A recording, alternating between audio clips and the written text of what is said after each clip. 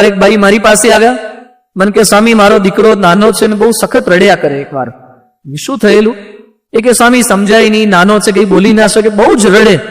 તો પછી કે ઘરમાં એની મમ્મીએ છાનો રાખવાનો પ્રયત્ન કર્યો, ફીડિંગ કરવાનો પ્રયત્ન કર્યો, તોય બંધ ન રહે. એટલે તાત્કાલિક ચાઇલ્ડ સ્પેશિયાલિસ્ટ પાસે લઈ ગયા. ડોક્ટરે બધું ચેક કર્યું. પછી ડોક્ટરે એમ કીધું કે એનો લેંગો ઉતારો. નાનકડો બાળક. એ કે પણ સાહેબ રડે છે, એમાં લેંગી શું ઉતારવાની? એ કે ઉતારો જ ખરા. એને કપડા કાઢ્યા. એના પગ ઉપર એક રબર બેન્ડ ફિટ થઈ ગયેલું હતું, રબર પેલું. કેટલાક છોકરાઓ રમાડવા માટે આવ્યા હતા અને રબર બેન્ડની 2-3 આંટીઓ મારીને જતા રહ્યા હતા અને લેંગેનબાઈ પાછી આમ કરી દીધી. એટલે છોકરાને શરૂઆતમાં સહન થયું, પછી લોહી એકદમ બંધાઈ ગયું, પછી રડવા લાગ્યો. ડોક્ટરે જેવું રબર બેન્ડ દૂર કર્યું પેલો એકદમ શાંત થઈ ગયો. કોઈ બોટલ નથી ચડાવી, કોઈ ઇન્જેક્શન નહીં, કોઈ ટેબ્લેટ નહીં, કોઈ એક્સરે નહીં, કોઈ સોનોગ્રાફી નહીં. ખાલી રબર બેન્ડ દૂર કર્યું, એકદમ શાંત થઈ ગયો. આપણા દુઃખ ઘણીવાર આટલા જ હોય છે, શોધવાની જરૂરિયાત હોય છે. એમ આજની પારેણમાં પ્રયત્ન એ કરવાનો છે કે આપણને રબર બેન્ડ ભરાવનારા કોણ કોણ છે. આપણને કોણ કોણ રબર બેન્ડ ભરાઈ જાય છે, લેંગું પાછું ઢાંકીને જતા રહે છે. એટલે આપણને ખબર નથી પડતી કે આપણે રડીએ છીએ કેમ. દવાઓ લીધા જ કરીએ, ડોક્ટર પાસે, ડોક્ટર અમને ગોળી જ આપો. એટલે ગોળીની જરૂરિયાત નથી, રબર બેન્ડ કાઢી નાખ, તું તારી જાતે શાંત થઈ જઈશ. આપણને ખ્યાલ નથી કે આપણને દુઃખી કરનારા કોણ છે, એ દુઃખ આપે છે કોણ, આપણને જીવનમાં પ્રશ્નો કોણ આપે છે. તો એના માટે આપણી આ રામાયણની પારેણ છે. જીવનમાં આવતા પ્રત્યેક પ્રશ્નોની વચ્ચે સ્થિર રીતે રહી શકાય. ગઈકાલે આપણે વાતો કરી હતી કે પરિવાર પ્રાપ્ત થવો એ જીવનની એક ઉપલબ્ધિ છે. દરેકના મનમાં સપનું હોય છે કે મારો પરિવાર સુખી પરિવાર બને, છતાં માણસો સુખીથી નથી રહેતા, સતત ઝઘડા. કાલે મેં ઘણી બધી વિશદ આની ચર્ચા કરી હતી. આપ સૌ પરિવાર લઈને બેઠા છો. અમે જાણીએ છીએ કે જેટલા માણસ છે એટલા મગજ છે, જેટલા મગજ છે એટલા મન છે, અને જેટલા મન છે એટલા જુદા જુદા મત છે. તુંડે તુંડે મતિ ભિન્ના. માણસ ભેગા રહીએ એટલે મતભેદ તો થવાના જ. અમારા સાધુ સાધુમાં પણ થાય, આપણા ભાઈ ભાઈમાં પણ થાય, મતભેદ થાય, પણ મનભેદની કક્ષા સુધી પહોંચી જાય એ અધિક છે, એ કઠિન છે. ઘરની અંદર વાસણ ભેગા રહેતા હોય તો વાસણ અથડાય, કદાચ નાનકડો ગોબો પણ પડે, પણ વાસણ આખું તૂટી જાય, ડિસ્ટ્રોય થઈ જાય, એ કક્ષાના ન અથડાવા જોઈએ. સ્વભાવ છે. તો ગઈકાલે વાત આપણે સમજ્યા હતા કે કુટુંબની અંદર નાની મોટી પ્રત્યેક વ્યક્તિના સ્વભાવ એને સહન કરતા શીખવા, ટોલરેટ કરતા શીખવા, એને સમજતા શીખવા. રામ કૈકેયીનો સ્વભાવ સમજી ગયા, દશરથની કામાશક્તિ જોઈ ગયા અને કૈકેયીની લોભાશક્તિ સમજી ગયા, અને પછી કોઈ આગળ જાજી જીદ નથી કરતા. માણસ સમજી નથી શકતો એટલે દુઃખી થાય. ભગવાન સ્વામિનારાયણ ગઢડામાં બહુ જ સુંદર મંદિર છે, મંદિર બંધાવતા. મંદિરનું કામ ચાલુ હતું, એમાં કડિયાઓ કડિયા કામ કરે, સંતો પણ મદદ કરતા હતા. એવામાં સંતો ગેલા નદીમાંથી પથ્થર લાવીને કડિયાઓને આપે અને કડિયાઓ બેલા ચણતા હતા. એવામાં નિષ્કુળાનંદ સ્વામી એક બેલું, વજનદાર બેલું લાવ્યા, માથા પર ઉચકેલું અને કડિયાને આપવા માટે ગયા. કડિયાને જેવું કીધું ભાઈ લઈ લે, ઉપર મૂકી દે. કડિયો કે હવે ટાઈમ પૂરો થઈ ગયો, ખાવાનો ટાઈમ થઈ ગયો, હવે નહીં લેવાય. અરે પણ હું બેલું લાવ્યો છું, આટલું બેલું તો લઈ લે. એકવાર કીધું ને સમય પૂરો થઈ ગયો, આજે 4 વાગે ચણશું. તું સાંજે ચણજે, પણ અત્યારે પાલક પર તો મૂકી દે, એટલે ફરથી મારે પાછું લાવવું નહીં. કડિયો ગુસ્સે ભરાયો, બેલું લીધું અને લઈને ઉપરથી છૂટો ગા કર્યો, તોડી નાખી. એટલે સ્વામીજીને ગુસ્સો આવ્યો. ઝઘડ્યા તો નહીં, પણ મનમાં સમસમી ગયા. બપોરે જમવાનો સમય થયો, ભગવાન સ્વામિનારાયણ જમવા બેઠા, પરમહંસો સામે બેઠા હતા, કડિયાઓ પણ થોડીક દૂર બેસી દર્શન કરતા હતા. એમાં પેલો કડિયો પાછો બેઠો હતો. એટલે નિષ્કુળાનંદ સ્વામી ઘડીએ ઘડીએ જોયા કરે, આવા નાવા શું કરવા દર્શન કરવા આવતા છે. એક તો મંદિરમાં આખા કામ નથી કરવા અને પાછા ભગવાનના દર્શન કરવા આવે છે. ભગવાન સ્વામિનારાયણ થોડુંક જમ્યા, અને જમ્યા પછી સરસ મજાના મિષ્ટાનનો પકવાનનો થાળ હતો ને, બધાને મનમાં એમ કે કયા સંતને આપશે. ત્યાં ભગવાન સ્વામિનારાયણ પેલા કડિયાને બોલાયો. તે નિષ્કુળાનંદ સ્વામીને હાઈપર એસિડિટી થઈ ગઈ, બળતરા ચાલુ થઈ. આને કે આને આપો છો. ભગવાન સ્વામિનારાયણને કીધું, મહારાજ તમે આને ઓળખો છો? આ કોણ છે? આજે મંદિરનું કામ ચાલુ હતું, મેં નીચેથી બેલું આપ્યું, એને ચણ્યું તો નહીં, પાલક પર મૂક્યું, એની ઉપરથી છૂટો ઘા કરીને બેલું તોડી નાખ્યું. મંદિરનું મમત્વ નથી આને, આવાને થાળ અપાય? ભગવાન સ્વામિનારાયણ એ વખતે કઈ ના બોલ્યા, કડિયો જતો રહ્યો. પછી ભગવાન શું બોલ્યા? મહારાજ કે સ્વામી તમને એના સ્વભાવની આટલી ખબર છે, મને નહીં ખબર હોય? મને ખબર છે કે એનો સ્વભાવ કેવો છે, પણ મને ભેગી એ પણ ખબર છે કે મને તમને બેમાંથી એકઈને કડિયા કામ આવડતું નથી. આને આવડે છે. એટલે ભલે એનો સ્વભાવ છે, પણ આપણે મંદિર પૂરું કરવાનું છે, એટલે એના સ્વભાવ સાથે પણ આપણે એની સાથે કામ લેવાનું છે. આજે આપણે સૌ કોઈ આ શીખી જઈએ કે જેની સાથે રહીએ છીએ બધાના સ્વભાવ આપણે ટાળી નહીં શકીએ. જેમ એની મજબૂરી છે એમ કેટલીક આપણી પણ મજબૂરી છે. આને જોતા માણસ શીખી જાય તો દરેક વ્યક્તિ સાથે એ કામ લઈ શકે છે. બીજું, અંદર અંદર કુળનો એક વિચાર થાય તો પણ માણસ પ્રેમથી રહી શકે. ભુજમાં ભૂકંપ થયો એ સમયે પરમ પૂજ્ય પ્રમુખ સ્વામી મહારાજની આજ્ઞાથી 250 સંતોને 4,500 સ્વયંસેવકો 3 મહિના સુધી ભુજના રાહત કાર્યની અંદર સેવામાં હતા. એવામાં સંતો એકવાર અલગ અલગ દેશોની ટીમ આવી હતી અહીંયા મદદ કરવા માટે. એમાં ઇઝરાયલની રેસ્ક્યુ ટીમ આવેલી, હોસ્પિટલ ખોલેલી ઇઝરાયલના લોકોએ, યહૂદી લોકોએ.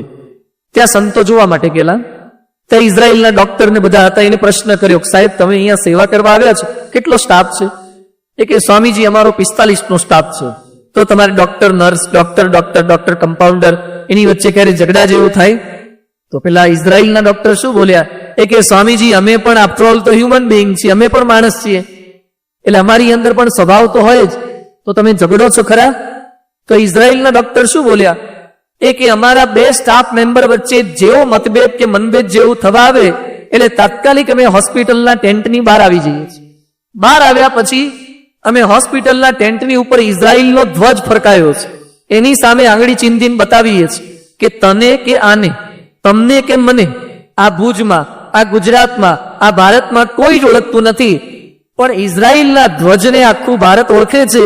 અને આવતીકાલે છાપવામાં આવશે કે ઇઝરાયલના લોકો આયા હતા સેવા કરવા અને અંદર અંદર ઝઘડ્યા, એટલે અમારા દેશના ધ્વજ સામે જોઈને અમે ક્યારેય ઝઘડો કરતા નથી.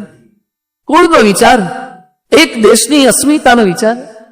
આપણને આ વિચાર જો આવે, અસ્મિતાનો વિચાર, તો માણસનું વર્તન બદલાઈ જાય. થોડોક આપણા કુળનો વિચાર ના થઈ શકે? આપણે કયા કુળમાં જન્મ્યા છે, આપણાથી આ થાય, આપણાથી આ ના થાય. ઘણા કુળનો વિચાર નથી કરતા. એક વાર પેલો ગધેડો જતો હતો અને ગધેડાની પીઠ ઉપર પેલા એના કુંભારે ભાર બહુ મૂકેલો અને વજન ઉંચકાઈ નહીં. એટલે ગધેડો રડ્યા કરતો તો એમાં પાછો એનો ઉપાય સૂજી આવ્યો. એટલે નીચે હુઈ ગયો, આળોટવા માંડ્યો, ભાર નીચે પાડી દીધો, ઉભો જ ન થાય. એમ કરતા કરતા ભાર ઓછો થઈ ગયો અને ધીમે ધીમે ઓછો ભાર મળવા લાગ્યો, ફાઈ ગયો. ત્યાં થોડેક એક વાર જતો તો ત્યાં બળદ ગાડું લઈને બળદ જતા હતા. બળદની આંખમાંથી આંસુ પડતા હતા. એટલે ગધેડાએ બળદને જોયા એટલે પૂછ્યું, ભાઈ કેમ, શું તકલીફ છે અત્યારે, કેમ રડો છો? એ કે વાત જવા દો, આ ગાડામાં કેટલો બધો ભાર ભરે છે. એક તો ઘાસ ભર્યું હોય, ઘરના 5-6 સભ્યો ચડી બેઠા હોય, અને કેટલું મારે ઉંચકવાનું થાય. ગધેડો કે આમાં રોડ ના કરવાનું હોય, આપણે ઉપાય વિચારવાના હોય. એ કે શું ઉપાય? યુનિયન બનાવવાનું? એક યુનિયન મુનિયન કાંઈ નહીં. મેં એક ઉપાય વિચારી લીધો.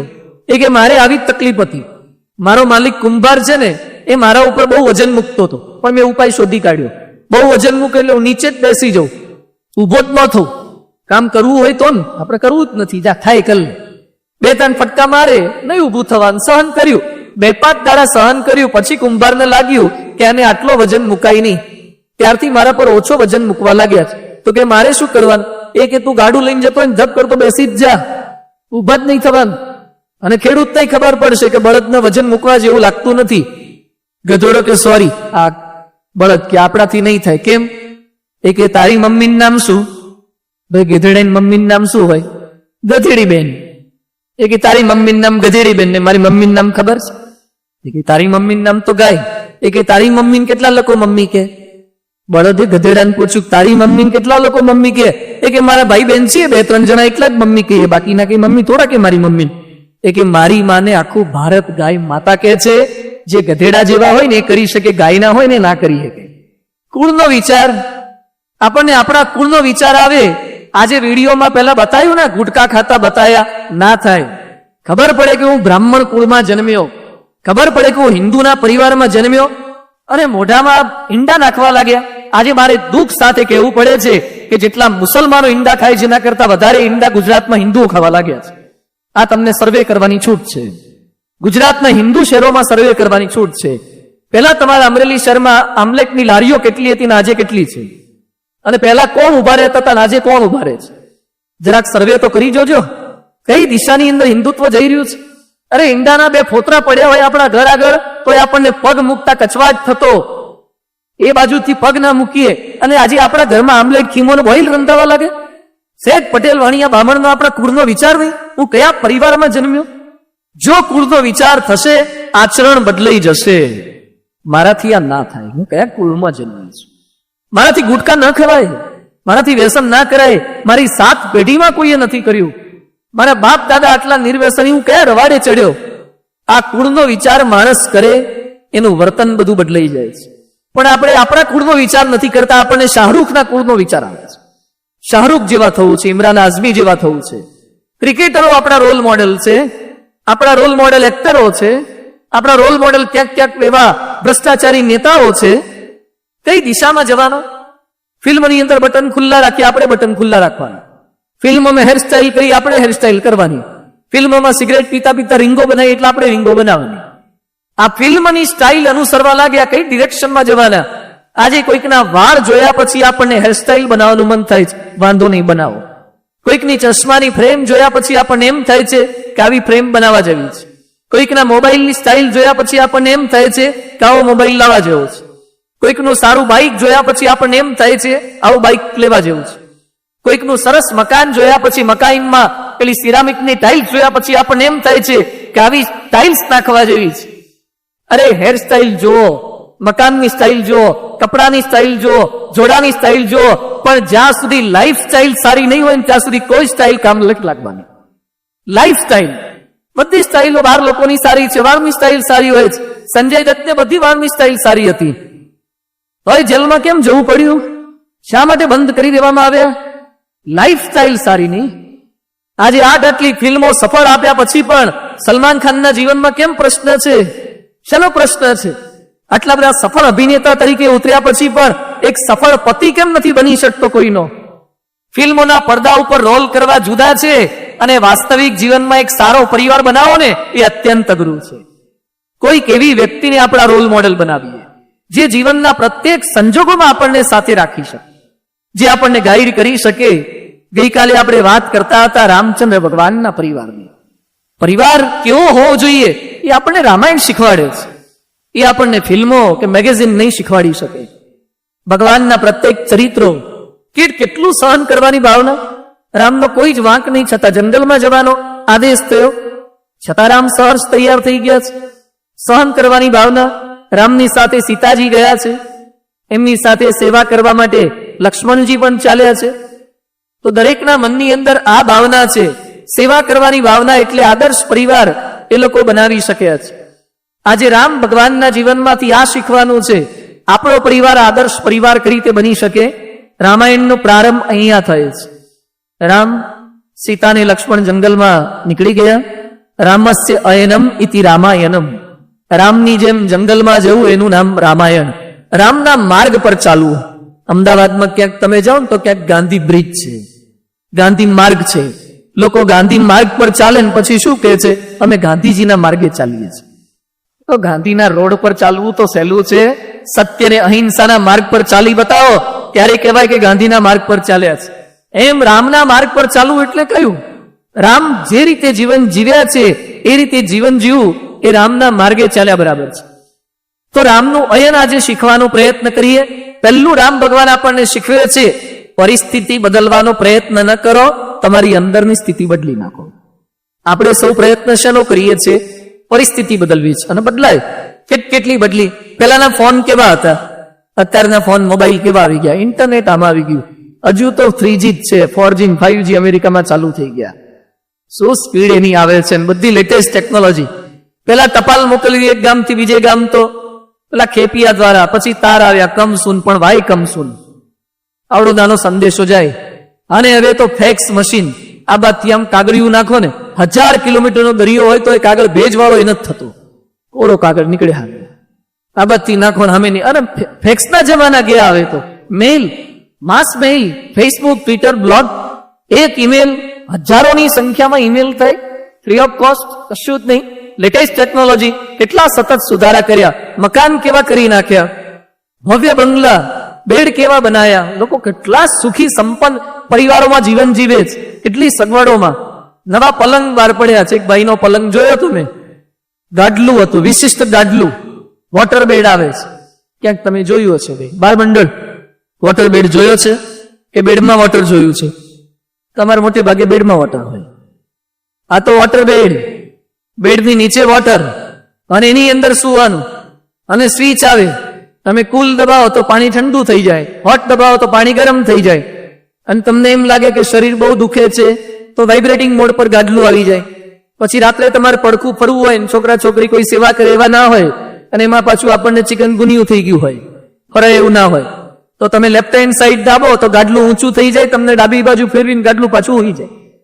આવા ગાડલા આવે. લાવવું છે આપણે 1,20,00,000 રૂપિયાનું છે. આખા અમરેલી BAPS મંડળ વચ્ચે લાવી દર રવિવાર બધા ઊંઘ્યા કરે. આવા ગાડલા લોકો શોધી કાઢે. સતત વોટર બેડ શોધે છે. ફેસિલિટી, કેટલી ફેસિલિટી સતત શોધતા જાય છે.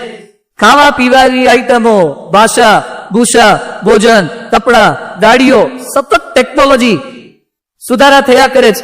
આટલી બધી ટેકનોલોજી, કેવી કેવી ગાડી, છતાં એ ગાડીઓના માલિકો આત્મહત્યા કરે છે. હોન્ડાઈ ગાડીનું નામ સાંભળ્યું છે? i10, i20. એ હોન્ડાઈનો માલિક પોતાની કંપનીમાં 5મા-6મા માળેથી ઉપરથી પડીને આત્મહત્યા કરીને મરી ગયો. એની જ ગાડીઓ એને કામ નથી લાગી. આપણે એમ માનીએ છીએ કે ફર્સ્ટ ક્લાસ ગાડી આવી જાય એટલે જલસા. બાહ્ય પરિસ્થિતિ ગમે તેટલી બદલાશે, જ્યાં સુધી આંતરિક સ્થિતિ નહીં બદલાય ક્યારેય માણસને શાંતિ નહીં થાય. હમણાં થોડાક સમય પહેલા જ એક ગાયિકાનું નામ તમે સાંભળ્યું હશે. હમણાં થોડાક સમય પહેલા ભારતમાં એક ગાયિકાની દીકરી, આશા ભોંસલેની દીકરી આત્મહત્યા કરી બંદૂકની ગોળી મારીને મરી ગઈ. શું કારણ? તપાસ કરો. કઢી બનાવતા નહોતી આવડતી, શાકભાજી લેવા જવું પડતું હતું, ગેસના સિલિન્ડર નહોતા મળતા. શું તકલીફ હશે? જરાક ઊંડા તો ઉતરો, ખાલી છાપું વાંચી ના જાઓ. જે માણસો આત્મહત્યા કરે છે એનો સર્વે કરો. આ તો કઈ નહોતી. અમેરિકાની એક બાઈ, બ્રિટની હ્યુસ્ટન નામ સાંભળ્યું હોય તો, ગાયિકા, મશહૂર ગાયિકા, દેશ વિદેશમાં એના ગીતો સંભળાય. એના ગીતો ઇક્વિવેલન્ટ ટુ રાષ્ટ્રગીત. જેટલું રાષ્ટ્રગીતમાં લોકો આદર સન્માન આપે ને, એટલું આ ગાયિકાના ગીતને લોકો સન્માન આપતા. એના ગીતો લગ્નમાં વગાડે, એના ગીતો કાળ મોકાળમાં વાગે, એવા બધા અદ્ભુત ગીતો બનાવે. એક ફિલ્મમાં ગીત ગાવાના 50 કરોડ રૂપિયા લેતી હતી. આટલા આપણા ભારતના એક પણ એક્ટરને મળતા નથી. એક પણ એક્ટરને 50 કરોડ હજી આપતા નથી. ફિલ્મમાં ગીત ગાવાના 50 કરોડ રૂપિયા એક બાઈને મળતા હતા. એ બાઈનો બંગલો છે 480 કરોડ રૂપિયાનો બંગલો. લક્ષ્મી મિત્તલનો છે લંડનની અંદર 4.5 અબજનો. એમાંનો 480 કરોડનો એક બાઈનો બંગલો. એ બેને પોતે લગ્ન કર્યા. એ લગ્નની અંદર એને સંકલ્પ કર્યો તો મારા લગ્નમાં જેટલા આવે ને એને જાંબુડીયો કલર બહુ ગમે, તો બધાને જાંબુડી કલરના જ કપડા પહેરાવું. આવું થોડું હોય, ગેસ્ટ તો ગમે તે કપડામાં આવે. એવું નહીં, મારે બધા જાંબુડી કલરના ડ્રેસ વાળા જ મહેમાન જોઈએ. તો પહેલેથી એને સેમ કલરના કપડા તમામ માટે પોતાના ખર્ચે કરી આપ્યા. એના રિસેપ્શનમાં બધા જ સેમ કલરના. આવું ક્યાંય રિસેપ્શન તમે જોયું નહીં હોય. તમારા રિસેપ્શનમાં હોય બધા એક જ કલરના. કોણ? પીરેસો વાળા, પેલા ભાડેથી લાયા હોય પીરેસો વાળા હોય, એક કલરની હાડીઓ વાળા, ડ્રેસ વાળા. આ તો બધા જ ગેસ્ટ એક કલરના. અને બતક તરતા મૂકે ને, હંસ લાવે, 10-10 ફૂટની કેક લાવે, કરોડોપતિ બાઈ. આટલી પ્રખ્યાતિ આ જન્મે આપણને મળેવી લાગે છે, છતાં શી હેઝ કમિટેડ સુસાઇડ. આત્મહત્યા કરીને મરી. જરા સર્વે તો કરો. બાહ્ય પરિસ્થિતિ આખી દુનિયાની બદલાઈ જશે ને. આ અમરેલીના બધા જ રોડ રસ્તા, આજે મેં એક સોસાયટીની પધરામણીમાં ગયા હતા, બ્લોક નાખી દીધા. નહીં, તમારા અમરેલીમાં ચાલુ કર્યું છે બ્લોક નાખે, પેલા સિમેન્ટના બ્લોક. એ કે સ્વામી અમારી સોસાયટીમાં બ્લોક નાખ્યા, હવે બધા સુખી. રાવણ શેના બ્લોક હતા? સોનાના. હું વાતો કરવાનો રાવણની નગર રચનાની. અમરેલી નગરપાલિકા, રાવણ નગરપાલિકાની વાતો કરીશ. તમે કેટલી સમૃદ્ધ નગરપાલિકા હતી અને કેવી ફેસિલિટી રાવણના ત્યાં આપવામાં આવતી હતી. એટલે અમરેલીમાં સોનાના રોડ બની દેશો ને તો પણ જ્યાં સુધી આંતરિક સ્થિતિમાં ફેરફાર નહીં થાય ત્યાં સુધી માણસ આનંદથી નહીં રહી શકે. ચેન્જ આપણામાં, બાહ્ય ચેન્જ નહીં. સગવડો જોઈશે એ લાવવાની છે, એની ના નથી, પણ આપણને ખબર પડવી જોઈએ કે મારી અંદર પણ થોડોક સુધારો કરવાનો છે. તો રામ ભગવાનનું જીવન એ શીખવે છે કે કેવળ બાહ્ય પરિસ્થિતિ બદલવાનો પ્રયત્ન ના કરો, થોડીક થોડીક આપણી પરિસ્થિતિ બદલતા જાઓ.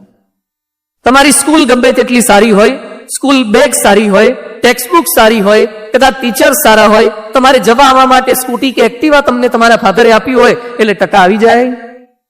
તો શું કરો? ટકા આવે. તમારામાં સુધારો કરો ને તો ટકા આવે. ઇટ પ્રૂવ્સ ધેટ કે કોઈ સ્કૂલ, કોઈ ટીચર, કોઈ ટેક્સ્ટબુક, કોઈ ટ્યુશન, કોઈ ટકા લાવી શકતા નથી. જ્યાં સુધી તમે સહકાર ના આપો ને ત્યાં સુધી કોઈ પરિસ્થિતિ તમને મદદરૂપ નથી થઈ શકતી.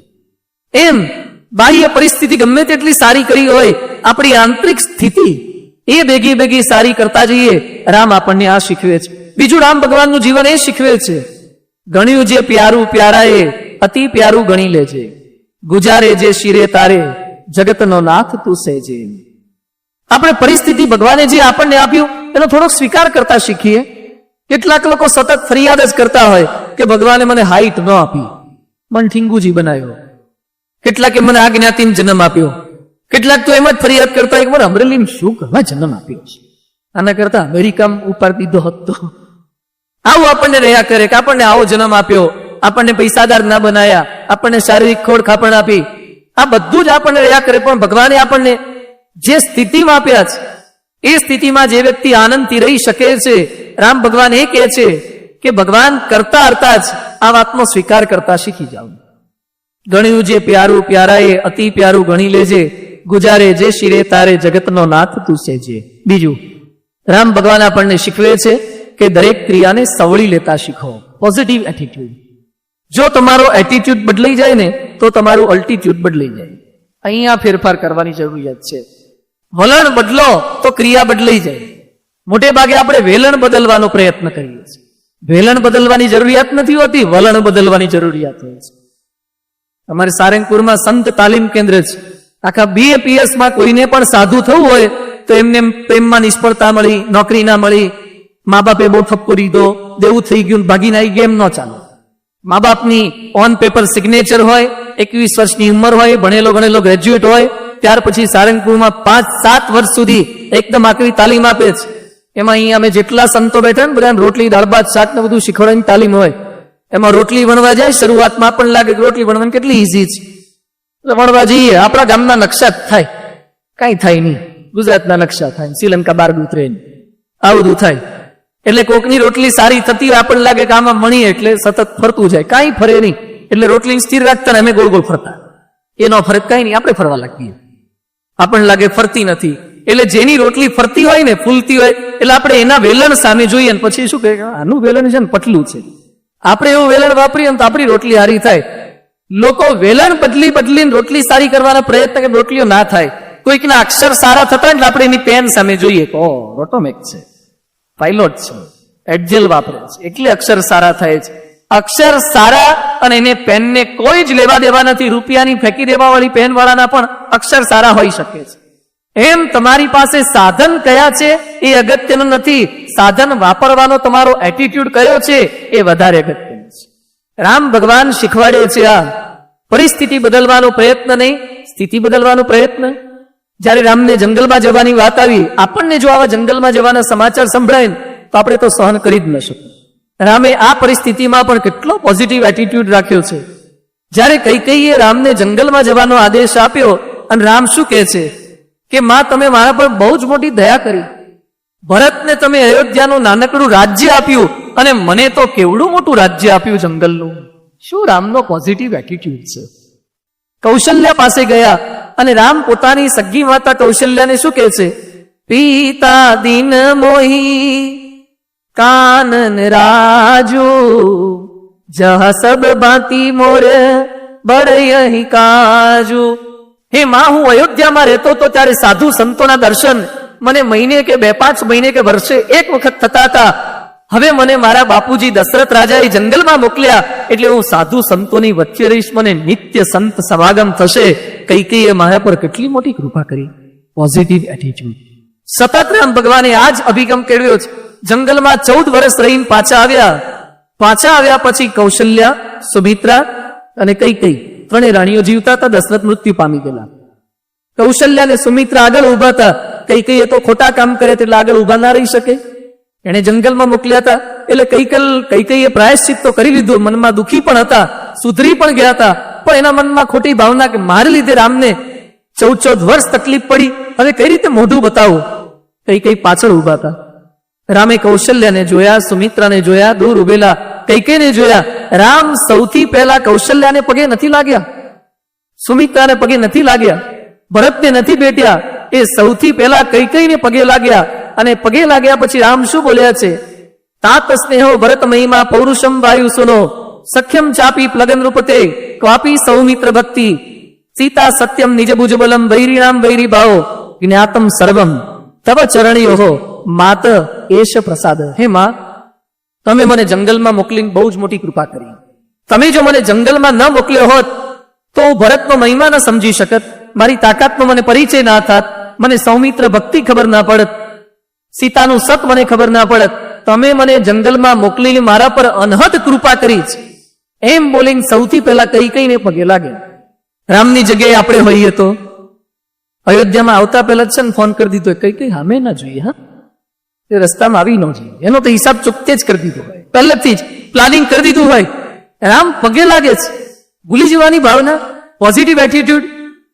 રામ પોતાને 14 વર્ષ જંગલમાં મોકલનાર કઈ કઈને માફ કરી શકતા હોય તો આપણા ઘરમાં કોઈક આપણને ભૂલથી એક અપશબ્દ બોલી ગયા એને માફ કેમ નથી કરી શકતા? કેમ આપણે સૌની દ્રષ્ટિ નથી રાખી શકતા? પોઝિટિવ એટીટ્યુડ જે વ્યક્તિ રાખે છે એ જીવનના પ્રત્યેક સંજોગોમાં સ્થિર રહી શકે છે. તો રામ શીખવાડે છે કે જીવનના બધા જ સંજોગો એ આપણને ગમે એવા નહીં આવે. શારીરિક પરિસ્થિતિ નાદુરસ્ત થાય, આપણી નાના મોટા દુઃખ આવશે. અહીંયા જેટલા કઈ બેઠા છે દરેકને નાની મોટી કંઈક ને કંઈક શારીરિક તકલીફ હશે. કેટલાકને ખાધાનું પચતું નહીં હોય, કેટલાકને પચતું હશે તો કબજિયાત રહેતી હશે, કેટલાકને માથાનો દુખાવો, કેટલાક મોટી ઉંમરવાળા છે બધા પગના દુખાવાવાળા હશે. જાત જાતની નાની મોટી તકલીફ બધાને રહ્યા જ કરે. શારીરિક તકલીફો છે એટલે ઘણા શું કહે છે, ભગવાન મને આવી શારીરિક તકલીફ કેમ આપી? કાલે મેં વાત કરી હતી ને, આપણે ફરિયાદ કરીએ છીએ કે ભગવાન આપણને દુઃખ કેમ આપે છે. તો શારીરિક તકલીફો આપણને પડે છે, એની વચ્ચે પોઝિટિવ એટીટ્યુડ કેળવી શકાય, હાકેરી શકાય. ભક્તોને પણ શારીરિક પ્રશ્નો આવ્યા છે. રામકૃષ્ણ પરમહંસને કેન્સર થયેલું, છતાંય સ્થિરતાથી જીવન જીવ્યા છે. તો પ્રશ્નો આવે, શારીરિક પ્રશ્નો આવે, એની વચ્ચે સ્થિરતા કઈ રીતે રાખવાની? અમારે નવસારીમાં મનીષ નામનો છોકરો છે, ટ્રેનમાં બેસવા જતો હતો અને ધક્કો વાગ્યો, ટ્રેનની ટ્રેક પર આવી ગયો, એક હાથ કપાઈ ગયો છે. આપણી કલ્પના ના હોય ને એવા શારીરિક પ્રશ્નો આવશે. હું બોમ્બે પારાયણ કરવા ગયો તો મલાડમાં એક ભાઈના ઘરે પધરામણી ગયા. સાંજના સમયે મેં પધરામણી નીકળ્યા. સામાન્ય 40 જેવું હતું, એક જ રૂમ અને રસોડાનું નાનું મકાન, નો સંડાસ નો બાથરૂમ, એ સોસાયટીના કોમન સંડાસ બાથરૂમ વાપરવાના. એમાં એના ઘરમાં અમે પ્રવેશ કર્યો. સંતો ગયા એટલે ઠાકોરજીનું પૂજન કર્યું. પછી પલંગ ઉપર એક છોકરો સૂતો હતો, 18-20 વર્ષનો. બીજું આ કોણ છે?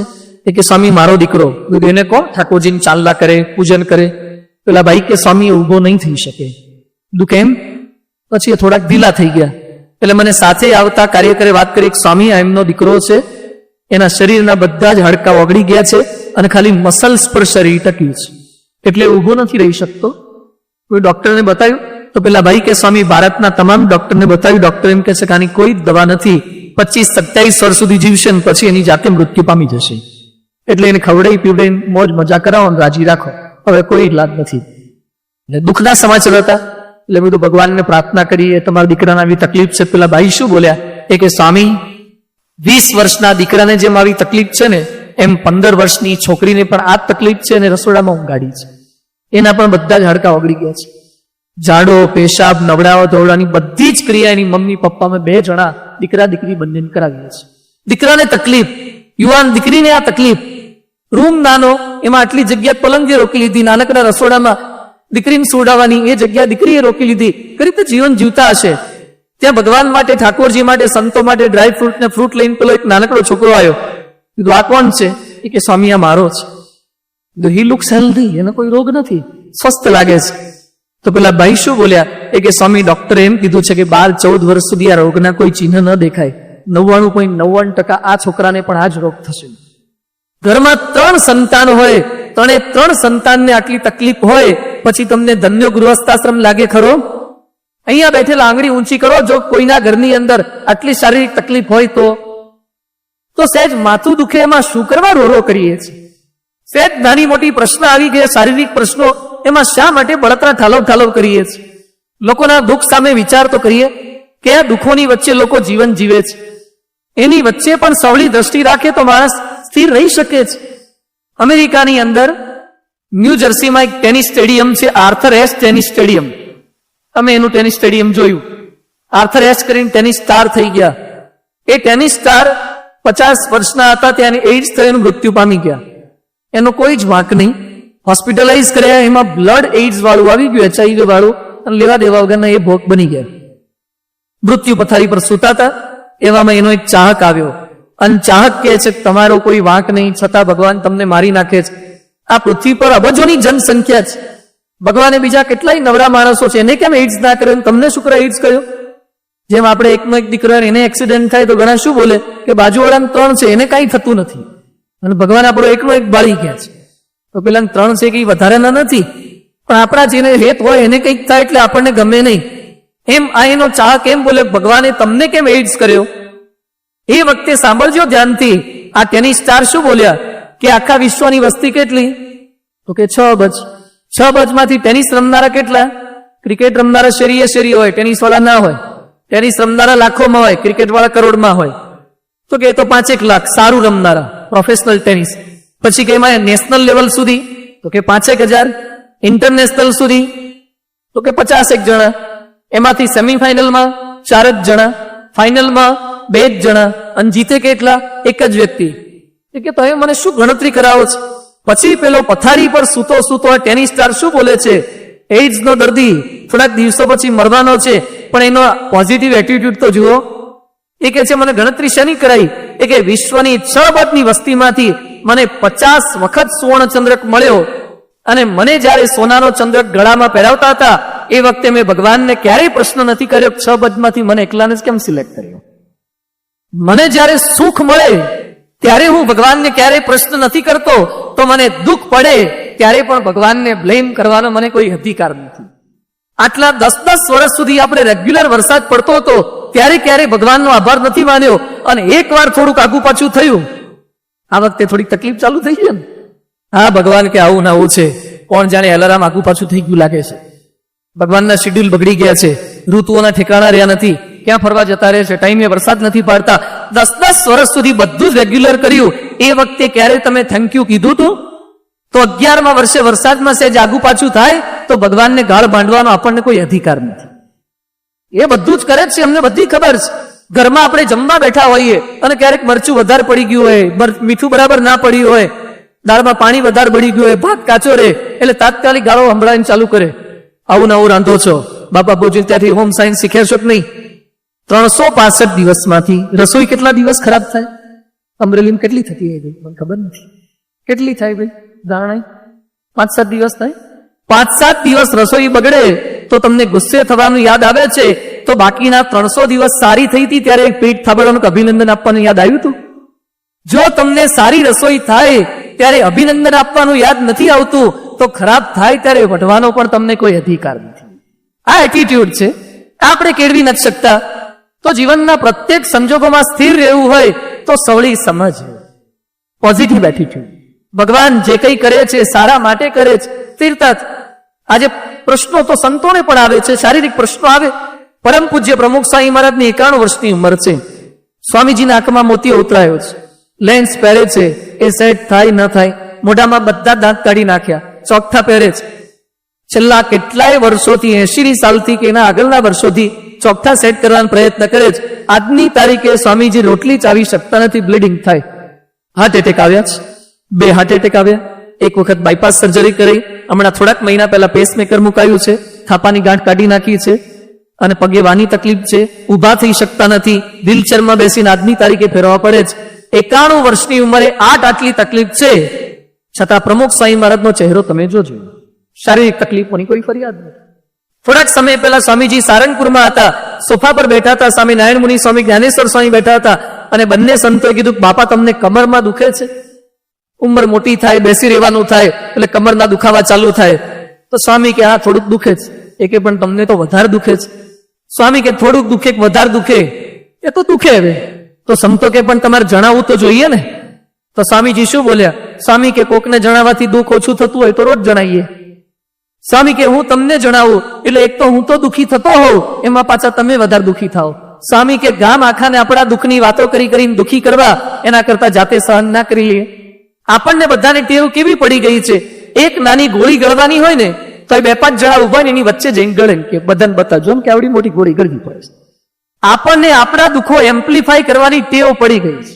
ઇન્જેક્શન વાગી ગયું હોય અને પછી સોય કાઢી નાખી હોય, રૂજ આવી ગયું હોય તો ઘણા જેમ ટેપ ચોટાડેલી જ રાખે છે. કારણ કે 2-5 જણા પૂછે ને કે હવે થારું છે ને, હા, સહાનુભૂતિ આપણને સતત જોઈએ જ. કોઈક આપણને પૂછે, સતત આપણે દુઃખી છીએ એવું કેવડાવીએ જ. અરે ભાઈ, દુઃખો આવે, પ્રશ્નો આવે, એની વચ્ચે સ્થિર રહેતા આ અભિગમ રાખતા શીખવાનું છે. શારીરિક દુઃખો આવશે, ગેરંટી રામાયણ નથી આપતું તમે મંદિર આવો શારીરિક દુઃખો ના આવે, દુઃખ આવશે, પણ એ દુઃખોની વચ્ચે સ્થિર રહેતા ચોક્કસ શીખી જવાશે. આર્થિક દુઃખો આવશે, આર્થિક દુઃખો પણ ગજબના આવે છે. અમારા રાજકોટમાં એક ભાઈ છે, હમણાં આ જોડીમાં જો એના ઘરે પધરામણી ગયો, એ ભાઈએ મને ઘટના કીધી. એ કે સ્વામી, હમણાં હું VRS લીધો, એના પૈસા, થોડીક જમીન વેચી, એના પૈસા 40 લાખ ભેગા થયા. એટલે મારો એક જીગરજાન મિત્ર, ખાસ મિત્ર, મેં લંગોટિયા મિત્ર, એને કીધું તું મારા ત્યાં ઇન્વેસ્ટમેન્ટ કર. મારો ખાસ, એના ત્યાં મેં 40 લાખ રૂપિયા રોક્યા, અને કોણ જાણે મારું કમ નસીબ કે પેલાને કંઈક હાર્ટ એટેક આવી ગયો, મગજનો સ્ટ્રોક આવ્યો, કોમામાં જતો રહ્યો છે. છેલ્લા 6 મહિનાથી કોમામાં છે. એના દીકરાઓ પાસે મેં ઉઘરાણી કરી. છોકરાઓ શું કહે છે કે બાપુજીને આપ્યા હતા, બાપુજી જાગે પઈ લેજો. એનો બાપ જાગવાનો જ નથી. 40 લાખ રૂપિયા જતા રહ્યા છે.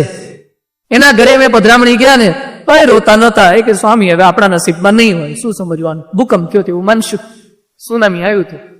શારીરિક તકલીફ પડે એમ આર્થિક તકલીફ પડવાની, નોકરી છૂટીએ જાય, પ્રશ્નો આવે, રિસેશન આવે. મંદી છે તો ગામ આખાને મંદી, ગામ આખાને નહીં, અમેરિકા વાળાની મંદી છે, યુરોપમાં મંદી છે. ભિખારી જેવા થઈ ગયા યુરોપના કેટલાક દેશવાળા, તો રોડ પર ધોળિયાઓને ખાવું પડે એવી હાલત ત્યાં પણ છે. તો મંદીમાં રો ન કરવું. ભુજની અંદર એક ભૂકંપ થયો જે સમયે, એની પહેલા એક શેઠના ત્યાં સંત મહાત્મા આવ્યા, સંતને જમાડ્યા, એટલે ચિઠ્ઠી આપી દે. પછી પેલા એ પૂછ્યું ચિઠ્ઠીમાં શું કરવાનું? એ કે બહુ સુખ આવે ને તારે એક ચિઠ્ઠી ખોલજો, બહુ દુઃખ આવે તારે બીજી ખોલજો. સુખી તો હતા જ. ચિઠ્ઠી ખોલી, ચિઠ્ઠીમાં લખ્યું હતું અભિમાન ના કરતા, આ એક દિવસ જતું રહેશે. આવું લખીને ગયા મહાત્મા. અને ખરેખર ભૂકંપ આવ્યો, રોડ પતિ થઈ ગયા. કે શેઠાણી કે બીજી ચિઠ્ઠી કાઢો ને, કદાચ સ્વિસ બેંકનો આંકડો આપતા ગયા હોય તો. કે બીજી ખોલી, બીજી ચિઠ્ઠીમાં લખ્યું હતું કે બહુ ચિંતા ના કરતા, આ પણ એક દિવસ જતું રહેશે. સુખ આવે ને અભિમાન ના કરતા, એક દિવસ સુખ પણ જતું રહે. દુઃખ આવે ત્યારે રોરો ના કરવું, આ પણ જતું રહેશે. સૂર્ય ગમે તેટલો પ્રકાશિત હોય, પણ સૂર્યની આગળ વાદળ આવી જાય તો અંધારા જેવું થઈ જાય. સૂર્યની આગળ વાદળ આવી જાય એટલે સૂર્ય રડવા માંડવાનું હોય, આ વાદળે મને ઢાંકી દીધો, મારો પ્રકાશ નીચે નથી જવા દેતો. સૂર્ય વાદળથી રડવાનું ના હોય, પવનની પ્રતીક્ષા કરવાની હોય. વાયરો આવશે, વાદળું ખસી જશે, પાછો પ્રકાશ આપવા માંડશે. એમ આપણા જીવનમાં અંધારું આવે, પવનરૂપી ભગવાનના આશીર્વાદની રાહ જુઓ, બધા સંજોગો બદલાઈ જશે, જતું રહે. પરિસ્થિતિ તો બદલાયા કરે. આર્થિક સ્થિતિ આવી આવશે, આવી છે. ભક્તોને આર્થિક સ્થિતિ આવી છે, સામાન્ય સ્થિતિમાં જીવ્યા છે. અમારે પ્રભુદાસ લાલાજી હતા આણંદના, આફ્રિકા ગયા. આપણા ગુજરાતમાંથી, ભારતમાંથી વર્ષો પહેલા લોકો આફ્રિકા બહુ જતા કમાવા માટે. આફ્રિકા ગયા, બહુ કમાયા. અને આફ્રિકામાં યુગાન્ડામાં બહુ જ ખરાબ શાસક આવ્યો, ઈદી અમીન. ઈદી અમીને આપણા ઇન્ડિયન્સને પહેરેલ લુગડે કાઢી મૂક્યા. બધી પ્રોપર્ટી, સ્થાવર જંગમ બધું ત્યારે દાગીનાય લઈ લીધા. જેવા ઇન્ડિયાથી આવ્યા હતા એવા જ કાઢી મૂક્યા. એટલે પ્રભુદાસ લાલાજી ઇન્ડિયા પાછા આવ્યા.